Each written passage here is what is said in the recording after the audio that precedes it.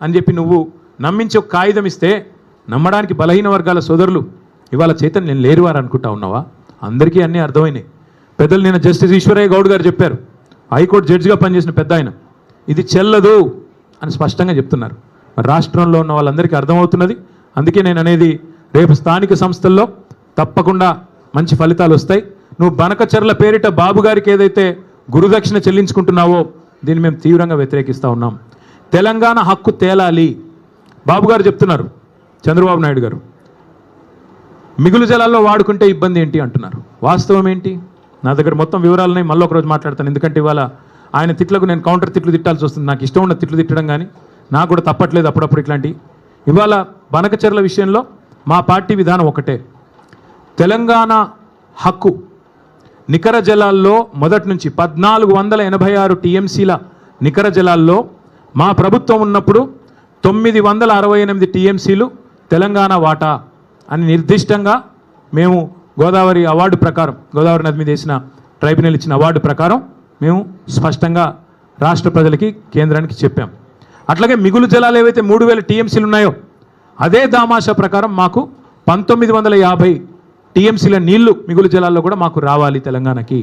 అది ముందు కేంద్రంతో ఒప్పించండి. మీరు బాబు గారి చేతుల్లో ఇవాళ కేంద్రం ఉంది.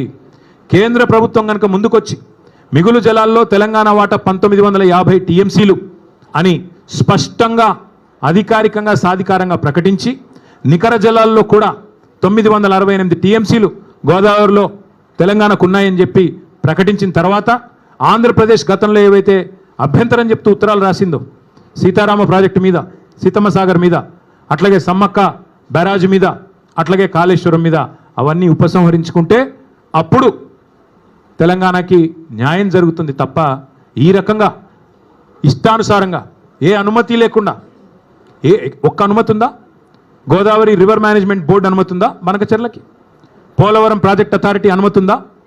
సెంట్రల్ వాటర్ కమిషన్ అనుమతి ఉందా? అపెక్స్ కౌన్సిల్ అనుమతి ఉందా? ఏ అనుమతి లేకపోయినా నేను కట్టుకుంటా, ఎందుకంటే రేవంత్ రెడ్డి జుట్టు నా చేతుల్లో ఉంది, మోడీ జుట్టు నా చేతుల్లో ఉంది అని ఎవరు అనుకున్నా తెలంగాణ ప్రయోజనాల విషయంలో ఇంకెవరన్నా రాజీ పడవచ్చు, ఇంకెవరన్నా చీకటి మంత్రాంగాలు చేయొచ్చు, కానీ మేము మాత్రం చేయం. మేము ఆంధ్ర ప్రజలకు వ్యతిరేకం కాదు, ఆంధ్ర రైతాంగానికి ఎంత మాత్రం వ్యతిరేకం కాదు, కానీ తెలంగాణ హక్కులు తేలాలి. గోదావరి జలాల్లో నికర జలాల్లో మళ్ళీ చెప్తా ఉన్నా నేను 1486 టీఎంసీల్లో మొదటి నుంచి తెలంగాణ ప్రభుత్వం వాదిస్తున్నది కేసీఆర్ గారి నాయకత్వంలో 968 టీఎంసీలు మా ప్రాజెక్టులు ఇవి అని చెప్తున్నాం. అది తేల్చండి ముందు. అట్లాగే మిగులు జలాలు 3000 టీఎంసీలు ఉంటే అందులో దామాషా ప్రకారం మాకు 1950 టీఎంసీలు రావాలి. అవి తేల్చి సాధికారంగా కేంద్ర జల సంఘం డిక్లేర్ చేస్తే తప్పకుండా అప్పుడు మాట్లాడచ్చు. గతంలో మీరు పెట్టిన అభ్యంతరాలు ఉపసంహరించుకుంటే మాట్లాడచ్చు. అంతేగాని ఈ సానుభూతి డైలాగులు కుదరవు. మిగులు జలాలు వాడుకుంటే ఇబ్బంది ఏంటి, మిగులు జలాలు వాడుకుంటే ఇబ్బంది ఏంటి అంటే మీరు అన్ని ఉల్లంఘనలకు పాల్పడి ఏ అనుమతి లేకపోయినా ప్రాజెక్టులు కడతాం, బడితున్నోడిదే బర్రె అంటే అది కుదరదు. మీరే కదా ఉత్తరాలు రాసింది కాళేశ్వరానికి వ్యతిరేకంగా, మీరే కదా ఉత్తరాలు రాసింది సమ్మక్క సాగర్కి వ్యతిరేకంగా, మా సీతారామ ప్రాజెక్టు ఖమ్మం జిల్లాకు వ్యతిరేకంగా. ఇలా మళ్ళీ మీరు సానుభూతి కోసం మాట్లాడతారంటే కుదరదు. మీ శిష్యుడు తాకట్టు పెడతాడేమో తెలంగాణ ప్రయోజనాలు, కానీ కేసీఆర్ నాయకత్వంలోని మేమెవరం